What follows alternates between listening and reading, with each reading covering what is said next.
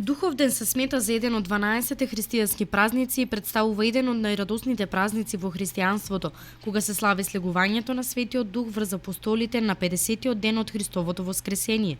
Па затоа овој празник кај народот е познат и како Педесетница.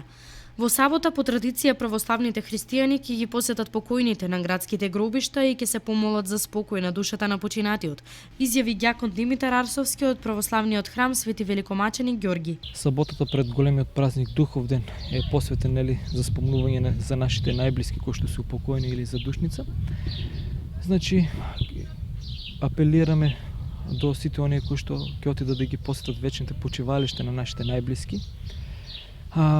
Дека свештенството ќе излезе на градските гробишта во 7 часот, па така бидејќи температурите се малку повисоки овој период, апелираме сите оние кои што гробовите на своите најблиски се некаде на средината на гробиштата да излезат покасно, за цел да избегнат жештината која што како што кажа метеоролозите ќе биде посебно жешко тие денове, со цел да се намали онаа тензија која што има на секоја за душица, би апелирале покасно да излезат и ги замолуваме за трпение. Од Кочанскиот православен храм додаваат дека 3 дена по задушница, односно недела, понеделник и вторник, се препорачува граѓаните да не ги посетуваат гробиштата.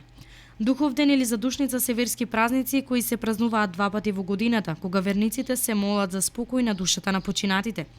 Инаку празникот Света Тројца Духовден е Господов празник и роден ден на православната Христова црква.